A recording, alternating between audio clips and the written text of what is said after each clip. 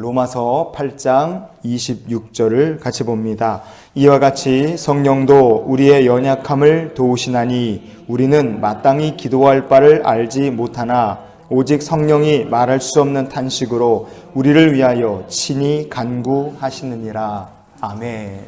인간은 연약한 존재입니다. 연약할 뿐 아니라 한치 앞을 알지 못하는 어리석은 존재이기도 하죠. 어떤 나쁜 일이 있을까 혹은 어떤 좋은 일이 있을까 우리가 그거 알지 못합니다. 그래서 늘 하나님의 말씀 의지하고 믿음으로 살아야지만 우리가 행복한 인생이 되는 줄 믿습니다. 죄짐 맡아주신 예수 그리스도와 함께 사는 삶이 될 수 있기를 원합니다. 하나님과 상관없이 사는 사람들이 세상에 많아요. 그래서 이렇게 생각하는 사람들도 있을지 모릅니다. 아니, 나는 사람이 똑똑하면 무진장 똑똑하고 그러면 자기 앞가림 잘할 것이고, 그런 사람은 하나님 믿는 거 안 믿는 거랑 상관없이 행복한 인생을 살 수 있지 않겠는가, 그렇게 생각할 수 있겠죠. 그러나 꼭 그런 것은 아니라 우리가 볼 수 있습니다.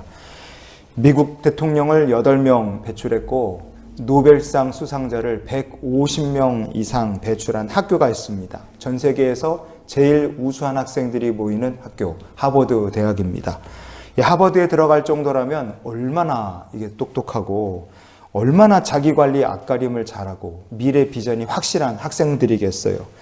그런데 하버드 대학에서 조사를 해봤더니 하버드 학생 중에서 80%가 우울증을 겪고 47%는 정신이 붕괴되기 직전까지 가 있고, 그리고 94%의 하버드 대학교 재학생들이 학업에 대한 부담 때문에 숨쉬기조차 힘들고 어려운 때를 경험했다. 이렇게 하버드에서 조사한 내용이 있었습니다.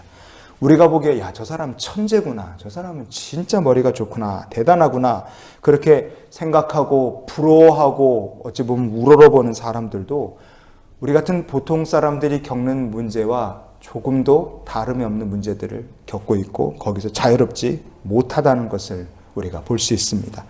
사람마다 추구하는 삶이 다르고 원하는 행복이 다릅니다. 그러나 모든 사람에게 그가 어떤 삶을 추구하고 어떤 행복을 누리고 어떤 인생을 살았느냐, 그것과 상관없이 모든 사람에게 똑같이 적용되고 찾아오는 것이 있습니다. 그게 바로 하나님이 정하신 대로 죽음과 심판이 똑같이 찾아오게 돼 있어요. 그래서 주님은 이렇게 말씀하셨습니다. 누가복음 21장의 34절부터 36절까지 말씀을 같이 보시겠습니다.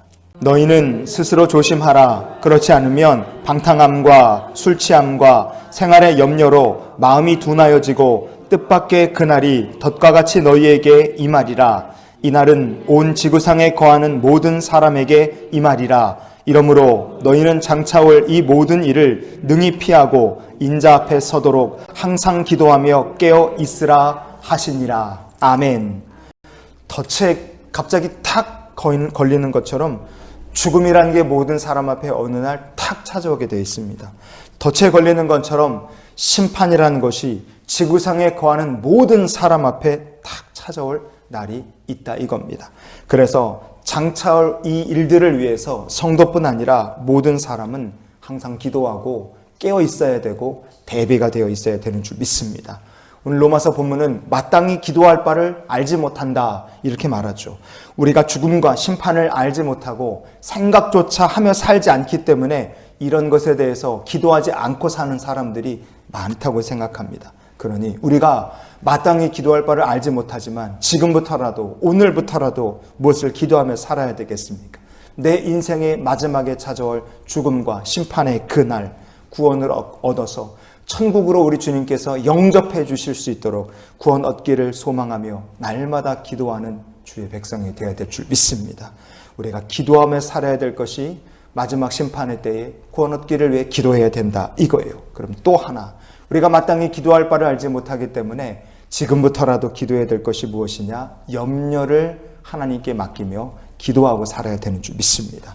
처음에 하버드 대학교 학생들 얘기했는데요. 그럼 우리나라에서 제일 똑똑한 학생들 모이는 명문대 서울대 학생들은 어떤가? 서울대 학생의 47%가 우울증을 겪고 2%는 그 상태가 심각한 상태였다고 합니다. 서울대 안에서 2,000명 정도 된 학생들을 대상으로 조사한 결과였어요. 주된 원인이 뭐냐? 취업난, 그리고 과열된 학점 경쟁 때문에 학생들이 그렇게 스트레스를 받고 있었어요. 보고서는요, 서울대 학생들의 스트레스 상태는 굉장히 심각한 상태고 관리가 절실하다, 이런 결론을 내렸습니다. 서울대 학생이든 일자무식 사람이든 사람은 염려, 근심에서 자유로울 수 없다는 것을 우리가 알 수 있습니다. 인생에서 직면하게 될 염려와 근심을 사람이 아무리 똑똑하고 능력이 있고 탁월하다 할지라도 해결할 방법이 있느냐? 없습니다. 내 힘으로 해결이 안 된다. 그럼 어떻게 해야 되겠어요? 다른 사람의 도움을 받아야 되죠. 맡겨야 됩니다. 성경은 누구에게 맡기라 하느냐? 베드로전서 5장 7절에 보시면 너희 염려를 다 주께 맡기라. 이는 그가 너희를 돌보심이라. 아멘. 나를 돌보시고 나를 복주실 하나님께 내 삶의 염려를 맡기며 기도로 주님과 나아가는 성도가 가장 지혜롭고 행복한 인생을 사는 성도인 줄 믿습니다.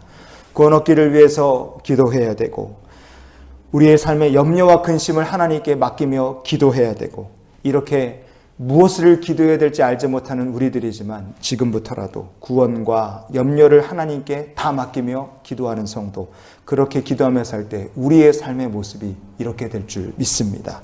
데살로니가 후서 3장 16절 말씀을 오늘 말씀의 결론으로 같이 보시겠습니다.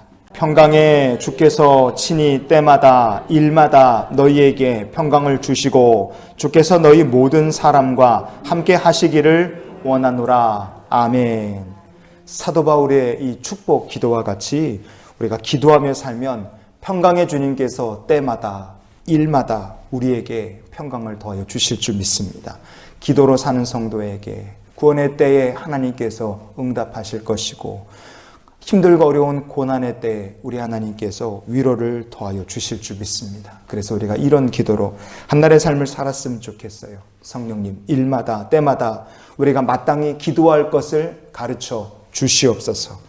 우리와 동행하시는 나의 죄짐을 맡아주신 그리스도께 기도로 나아가고 주와 동행하는 날이 되시기를 예수님의 이름으로 축원을 드립니다.